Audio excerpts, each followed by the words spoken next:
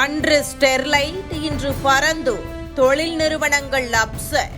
முதலீடுகளை அள்ளும் அண்டை மாநிலங்கள். மொத்தமும் போச்சு. பரந்தூர் விமான நிலைய திட்டத்தை கைவிடுவதாக விஜய் அரசு அறிவித்திருக்கும் நிலையில் தமிழகத்தின் தொழில் வளர்ச்சி குறித்து புதிய கவலை எழுந்துள்ளது. ஏற்கனவே பல பெரிய முதலீட்டு வாய்ப்புகள் அண்டை மாநிலங்களுக்கு சென்றிருக்கும் நிலையில் விமான உள்கட்டமைப்பிலும் தமிழகம் பின்தங்கினால் எதிர்கால முதலீடுகளும் கைமாறும் அபாயம் இருப்பதாக தொழில்துறை வட்டாரங்கள் எச்சரிக்கின்றன. பெங்களூரு, ஹைதராபாத் உள்ளிட்ட நகரங்கள் தற்போதுள்ள விமான நிலையங்களை விரிவுபடுத்துவதுடன் எதிர்கால தேவைக்காக புதிய விமான நிலையங்களுக்கான திட்டங்களையும் முன்னெடுத்து வருகின்றன. ஆந்திர பிரதேசமும் விசாகப்பட்டினத்தை சர்வதேச தொழில்நுட்ப மற்றும் முதலீட்டு மையமாக மாற்றுவதற்கான முயற்சிகளை தீவிரப்படுத்தியுள்ளன. கடந்த ஆட்சி காலத்தில் கியா மோட்டார்ஸ் நிறுவனத்தின் மிகப்பெரிய கார் தொழிற்சாலை திட்டத்தை தமிழகம் ஈர்க்க முயன்ற போதும் இறுதியில் அந்த நிறுவனம் ஆந்திராவை தேர்வு செய்தது. இதுபோன்ற முதலீட்டு போட்டியில் ஆந்திரா தொடர்ந்து வேகமாக முன்னேறி வருகிறது.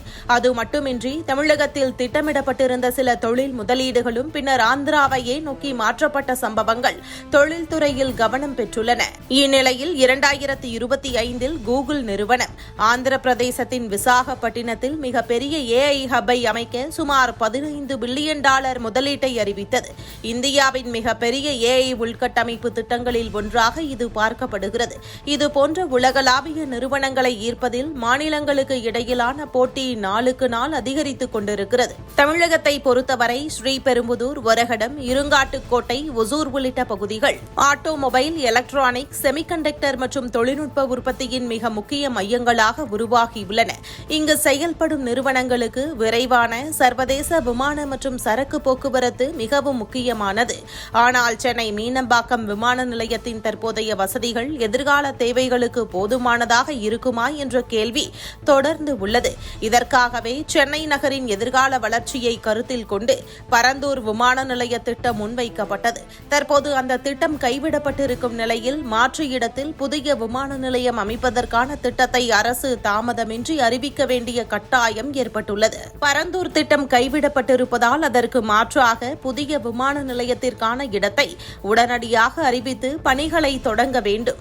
இல்லையெனில் புதிய விமான நிலையத்தை உருவாக்கும் கால தாமதத்தை பயன்படுத்தி அண்டை மாநிலங்கள் மேலும் பல முதலீடுகளை தங்கள் பக்கம் ஈர்க்கக்கூடும். திமுக போராடி சேலம் 8 வழி சாலை, ஸ்டெர்லைட் போன்ற திட்டங்கள் மூடப்பட்டு பல வேலை வாய்ப்புகளை இழந்தது தமிழகம். தற்போது அதே அரசியல் லாபத்திற்காகத்தான் பரந்தூரும் கைவிடப்பட்டுள்ளதா என்ற கேள்வி எழுந்திருக்கிறது.